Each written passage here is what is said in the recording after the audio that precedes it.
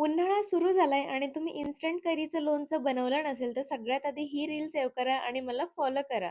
आपण बनवून ठेवलेलं लोणचं तर नेहमीच खातो, पण ह्या इन्स्टंट लोणच्याची चव काही वेगळीच असते. खूप सिंपल आहे आणि ईझी आहे. ऑल यू नीड इज थोडं तेल गरम करायचं आणि त्यानंतर गॅस बंद करून जिरं, मोहरी, थोडं लाल तिखट, हळद आणि धने पावडर आणि हे मिश्रण कापलेल्या कैरींमध्ये टाकायचं. त्यामध्ये थोडं मीठ आणि थोडा गूळ ॲड करून छान असं मिक्स करून घ्यायचं आणि इन्स्टंट कैरीचं लोणचं तयार. आणि हो, ही रेसिपी माझ्या सासूबाईंची आहे.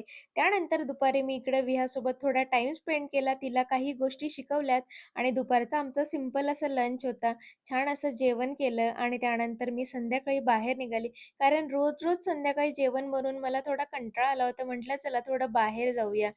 म्हणून मग आम्ही आमच्या ऑल टाईम फेव्हरेट अशा रेस्टॉरंटमध्ये आलो होतो आणि विहाची इकडे मस्ती चालू होती. तेवढ्यात आमचं जेवण आलं आणि मी छान असं जेवण करायला घेतलं कारण मला खूप भूक लागली होती. त्यानंतर आम्ही घरी गेलो. घरी आल्यानंतरही विहाची मस्ती कंटिन्यू होती आणि असा होता माझा आजचा दिवस. तुम्हाला कसा वाटला मला कमेंट करून नक्की सांगा. भेटूया नेक्स्ट व्हिडिओमध्ये. बाय.